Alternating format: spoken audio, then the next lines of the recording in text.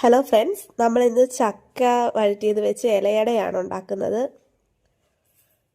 അതിനായി നമുക്കൊരു കപ്പ് തേങ്ങയിലേക്ക് ചക്ക വഴറ്റിയത് ചേർത്ത് മിക്സ് ചെയ്ത് വെക്കാം.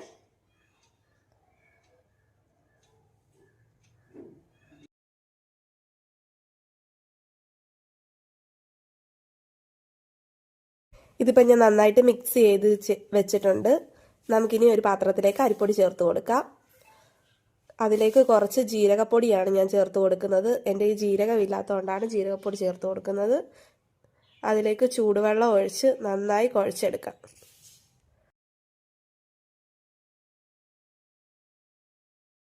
നന്നായിട്ട് കുഴച്ചെടുത്തിട്ടുണ്ട്. നമുക്കിനി അതൊരു ഇലയിലേക്ക് പരത്തി കൊടുക്കാം. നല്ല കനം കുറച്ച് വേണം പരത്താൻ.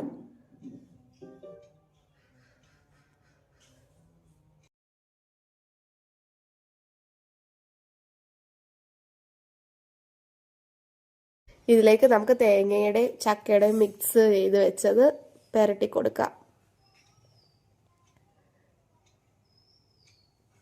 എന്നിട്ട് ആവിയിൽ വേവിച്ചെടുക്കാം.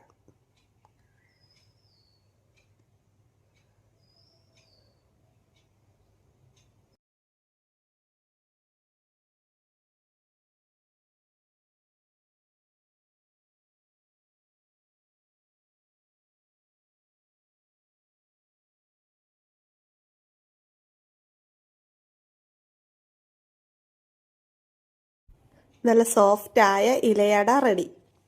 എല്ലാവരും ഉണ്ടാക്കി നോക്കിയിട്ട് അഭിപ്രായം പറയണേ.